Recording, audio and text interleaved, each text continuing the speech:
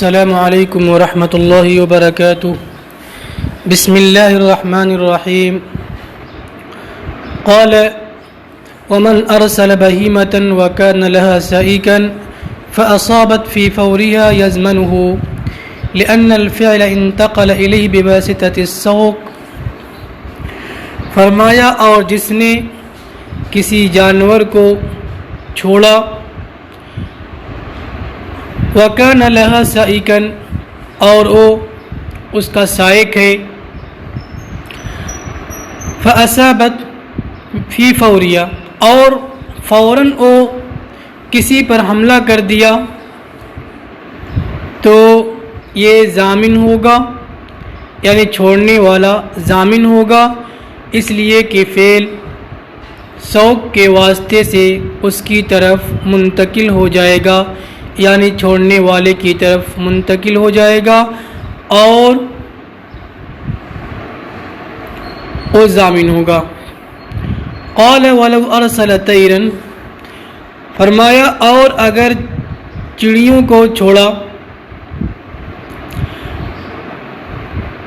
وساکہ اور اس کو ہانک دیا، پھر فوراً وہ چڑیاں کسی پر حملہ کر دے، مثلا کسی کی آنکھ پھوڑ دے، تو یہاں پہ ضامن نہیں ہوگا۔ وجہ کیا ہے؟ فرق کی وجہ کیا ہے؟ والفرق ان بدن البہیمہ، فرق یہ ہے کہ چوپائے کا جانور احتمال رکھتا ہے سوق کا، فَاعْتُبِرَ سَوْقُهُ تو اس کا سوق معتبر ہوگا، یعنی یہاں پہ جو ہانکا ہے تو اس کا ہانکنا معتبر ہوگا۔ وَالطَّيْرُ لَا يَحْتَمِلُ السَّوْقَ اور چڑیا پرندہ سوق کا احتمال نہیں رکھتا، فَصَارَ وُجُودُ السَّوْقِ وَعَدَمُهُ بِمَنزِلَةٍ تو سوق کا پایا جانا یعنی ہانکنا اور نہ ہانکنا دونوں ایک درجے میں ہیں، یعنی یہاں پہ سوق کا اعتبار نہیں ہوگا۔ لہذا جب سوق کا اعتبار نہیں ہوگا تو پھر یہ ضامن بھی نہیں ہوگا، کیونکہ ضامن سوق کی وجہ سے ہی ہو رہا تھا، ہانکنے کی وجہ سے ہو رہا تھا۔ وَكَذَا لَوْ أَرْسَلَ كَلْبًا اسی طرح اگر کتے کو چھوڑا اور اس کا سائق نہیں ہے، کتے کو چھوڑ دیا، لم یضمن تو ضامن نہیں ہوگا۔ وَلَوْ أَرْسَلَهُ إِلَى صَيْدٍ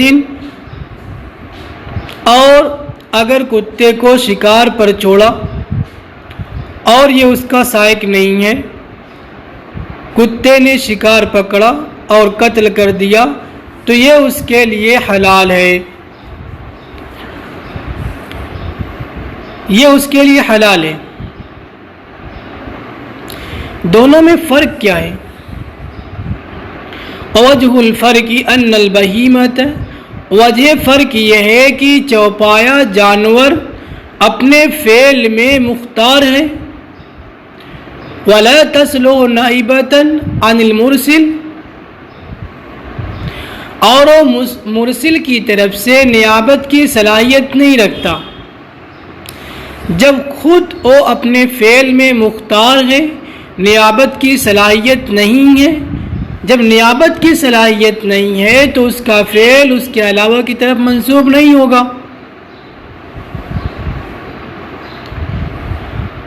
ھذا ھو الحقیقہ، حقیقت یہی ہے۔ الا ان الحاجۃ مست فی الاصطیاد فاضیف للمرسل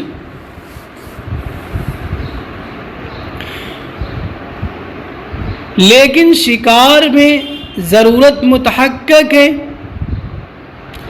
بس اس کو مرسل کی جانب منسوب کر دیا گیا۔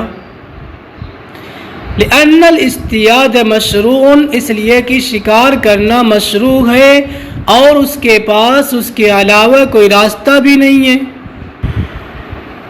تو معلوم ہوا کہ شکار کی ضرورت، شکار کی حاجت متحقق ہے اور شکار کرنا مباح مشروع ہے، اس کے پاس کوئی راستہ بھی نہیں ہے، اس لیے شکار کے اندر حقیقت سے، جو کہ پیچھے فرمایا یہ حقیقت ہے، حقیقت سے اعراض کرتے ہوئے ضرورت کی وجہ سے کتے کے فعل کو مرسل کی طرف منسوب کیا جائے گا۔ ولا حاجت فی حق زمان العدوان، اور زمان عدوان کے حق میں کوئی ضرورت نہیں ہے، عدوان کے زمان کے حق میں کوئی ضرورت نہیں ہے۔ وعن ابی یوسف، امام ابو یوسف رحمۃ اللہ علیہ سے مروی ہے کہ انہوں نے زمان کو ان تمام صورتوں میں واجب کیا، احتیاطاً صیانۃ لاموال الناس، لوگوں کے مالوں کی حفاظت کی وجہ سے، حفاظت کے بنا پر۔ امام ابو یوسف رحمۃ اللہ علیہ نے احتیاط پہ عمل کرتے ہوئے تمام صورتوں میں زمان واجب کیا ہے۔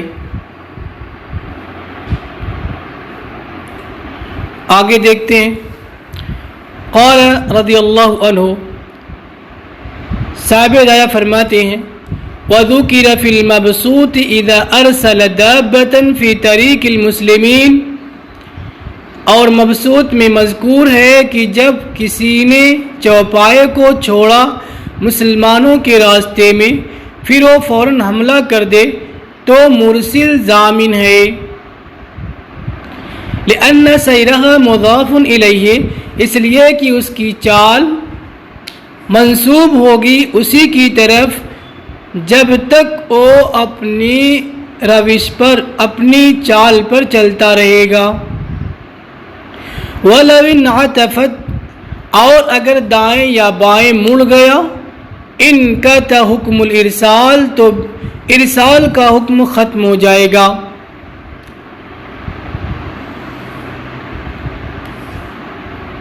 معلوم ہوا کہ جب تک اپنے طریقے پر چلتا رہے گا اس کا حکم مرسل کی طرف منسوب ہوگا، یعنی اس کی چال مرسل کی طرف منسوب ہوگی، اور جو بھی جنایت کرے گا وہ مرسل اس کا ضمان دے گا۔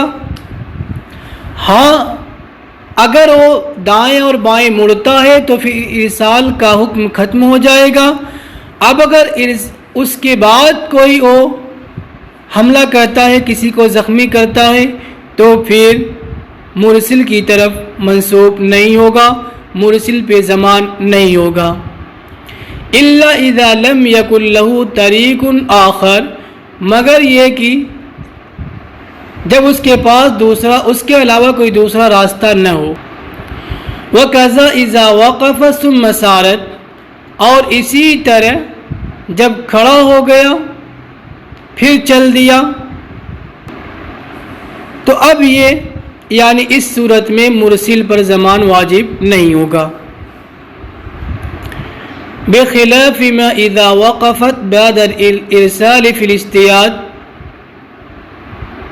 برخلاف اس صورت کے جب شکار کے لیے چھوڑنے کے بعد وہ کھڑا ہو گیا، پھر چل پڑا، پھر شکار کیا، لأن تلك الوقفہ تحقق مقصود المرسل، یہاں پہ ارسال کو ختم کرنے والا نہیں ہے، یعنی یہ وقوف ارسال کو ختم کرنے والا نہیں ہے، اس لیے کہ یہ وقفہ مرسل کے مقصود کو ثابت کرتا ہے، اس لیے کہ اس کے ذریعے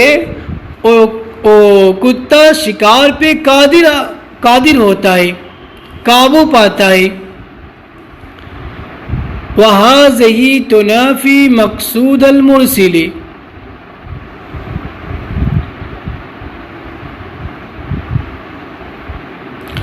اور یہ منافی ہے مرسل کے مقصود کے، وہ السیر، اور وہ چلنا ہے، فینقطع حکم الارسال، پس ارسال کا حکم ختم ہو جائے گا۔ یعنی جو چوپائے کے اندر یہ تھا کہ اگر چوپایا رک کر پھر چلتا ہے تو وہاں پہ یہ بات نہیں ہوگی، چونکہ چوپائے وغیرہ کے اندر مقصود شکار نہیں ہے، مقصود تو صرف چال ہے۔ اسی کو بتایا وَهَذِهِ تُنَافِي مقصود المرسل، مرسل کے مقصود کے منافی ہے، اور وہ چلنا، مقصود کیا ہے؟ چلنا صرف ہے۔ تو چوپائے وغیرہ اگر رکتے ہیں تو ارسال کا حکم منقطع ہو جاتا ہے۔ بخلاف ما اذا ارسله الى صید فاصاب نفسا او مالا في فوره، برخلاف جب اس کو چھوڑا شکار کے لیے پھر وہ کسی پر حملہ کر دیا، یعنی کسی کو زخمی کر دیا،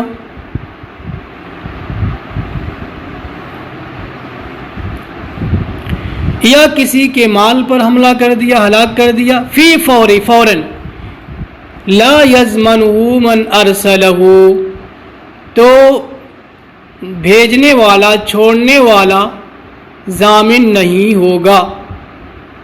ایسا کیوں؟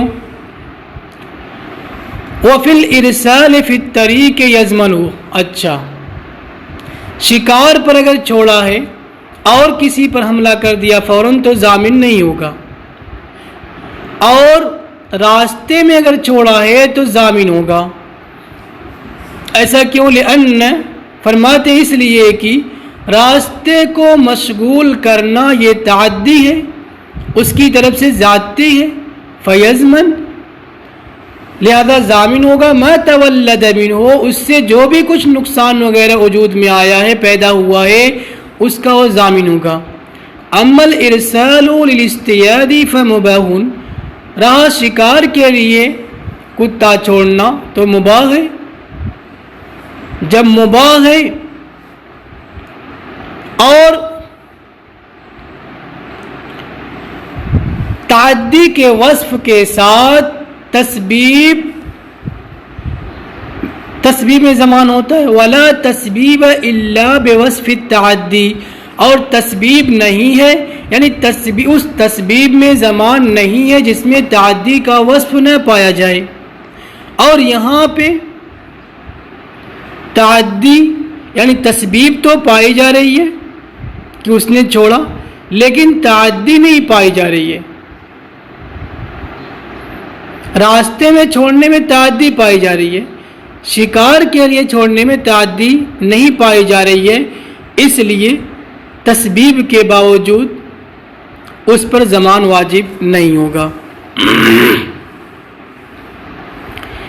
آگے فرماتے ہیں قال وَلَوْ أَرْسَلَ بَهِيمَةً فَأَفْسَدَ الزَّرْعَ عَلَى فَوْرِهِ، اگر کسی نے جانور چھوڑا پھر جانور نے کھیتی وغیرہ کو خراب کر دیا فوراً، ضمن المرسل، تو مرسل ضامن ہوگا۔ وَإِن مَالَتْ يَمِينًا أَوْ شِمَالًا وَلَهُ طَرِيقٌ آخر، اور اگر وہ دائیں بائیں مڑا، وَلَهُ طَرِيقٌ آخر، اور اس کے لیے دوسرا راستہ بھی ہے، لا یضمن، تو ضامن نہیں ہوگا اس دلیل کی وجہ سے جو گزری۔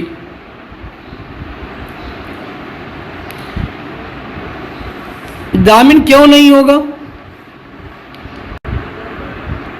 چونکہ جب دائیں بائیں مڑ گیا تو اب اس کا فعل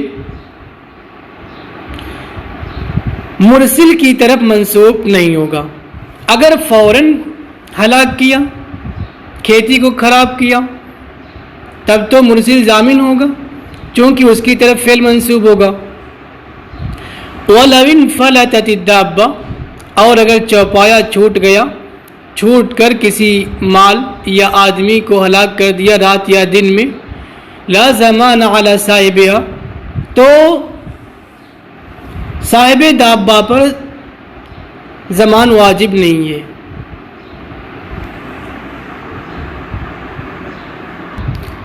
اس لیے کہ آپ علیہ السلام نے فرمایا جرح الاجمع جبر، جانوروں کا زخم حدر ہے، معاف ہے۔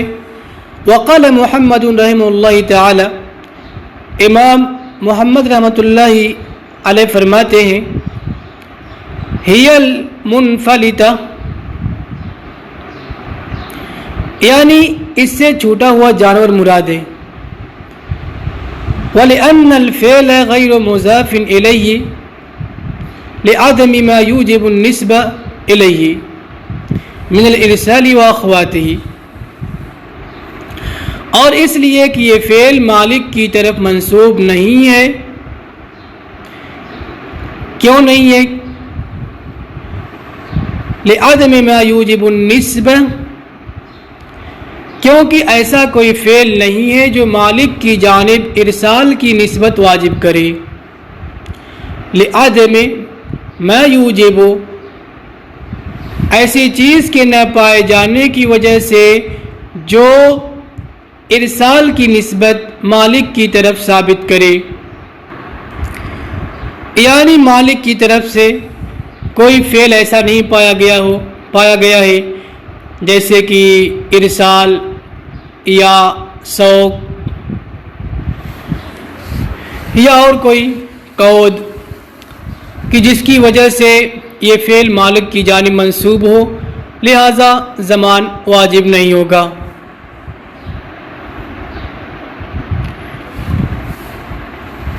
شاۃ لقصاب، فرماتے ہیں کسی قصاب کی بکری نے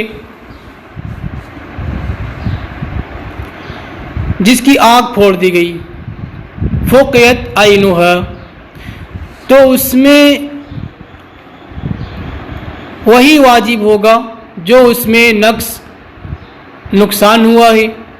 لأن المقصود منها هو اللحم، کسائی کے پاس ہے تو مقصود اس کا کیا ہے؟ لحم ہے، گوشت ہے۔ فلا يعتبر الا النقصان، تو صرف نقصان ہی کا اعتبار ہوگا، یعنی گوشت وغیرہ کا ضمان واجب نہیں ہوگا، صرف آنکھ کا ضمان واجب ہوگا۔ وفی عین بقرۃ الجزار، اور قصاب کی گائے کی آنکھ میں اور اس کے اونٹ میں ربع قیمت واجب ہے۔ وکذا فی عین الحمار، اور اسی طرح گدھے، کھچر، گھوڑے کی آنکھ میں بھی۔ وقال الشافعی رحمہ اللہ، امام شافعی رحمۃ اللہ علیہ فرماتے ہیں فیہ نقصان ایضاً، اس میں بھی نقصان کے بقدر ضمان دیا جائے گا بکری پر قیاس کرتے ہوئے۔ وَلَنَا مَا رُوِيَ أَنَّهُ عَلَيْهِ السَّلَامُ قَضَى فِي عَيْنِ الدَّابَّةِ بِرُبْعِ الْقِيمَةِ، ہماری دلیل وہ حدیث ہے جو مروی ہے کہ آپ علیہ السلام نے چوپائے کی آنکھ میں ربع قیمت کا فیصلہ کیا ہے۔ وَهَكَذَا قَضَى عُمَرُ رضی اللہ تعالیٰ عنہ، اور اسی طرح عمر رضی اللہ تعالیٰ عنہ نے بھی ربع قیمت کا فیصلہ فرمایا ہے۔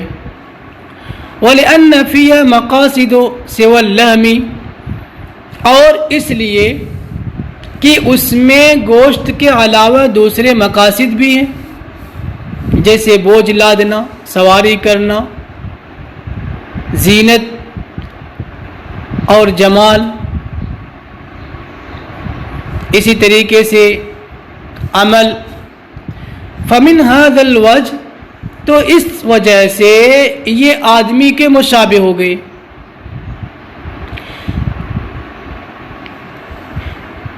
جب آدمی کے مشابہ ہو گئے تو پھر بکری، قصاب کی بکری پر قیاس کرتے ہوئے صرف نقصان کا تاوان واجب نہیں ہوگا، اور کبھی کبھی ان کو کھانے کے لیے بھی لیا جاتا ہے۔ وقت تم سکول العقلی، فمن هذا الوجہ، بس اس طریقے سے یہ معقولات کے مشابہ ہو گیا۔ فعملنا بالشبہین، لہذا ہم نے دونوں مشابہتوں پہ عمل کیا، آدمی کی مشابہت کو دیکھتے ہوئے ربع قیمت کو واجب کیا اور دوسری مشابہت کو دیکھتے ہوئے نصف قیمت کو ہم نے کم کر دیا. وَلِأَنَّهُ إِنَّمَا يُمْكِنُ إِقَامَةُ الْعَمَلِ. اس کے بعد فرماتے ہیں عقلی دلیل وَلِأَنَّهُ إِنَّمَا يُمْكِنُ، اور اس لیے کہ عمل کرنا ان کے ساتھ 4 آنکھوں کے ذریعے ممکن ہے. گویا کہ چوپایوں کے ساتھ 4 آنکھوں کے ساتھ کام ہوتا ہے، 2 ان کی آنکھیں اور 2 جو کام کر لینے والے ان سے ان کی 2 آنکھیں. فَكَأَنَّهَا، بس گویا کہ وہ 4 آنکھوں والے ہو گئے، لہذا ایک آنکھ پھوڑنے میں ربع دیت واجب ہوگی. السلام علیکم ورحمۃ اللہ وبرکاتہ. السلام عليكم. لا تنسوا الاعجاب بالفيديو والاشتراك في القناة تشجيعا لنا لنستمر بنشر المزيد ان شاء الله.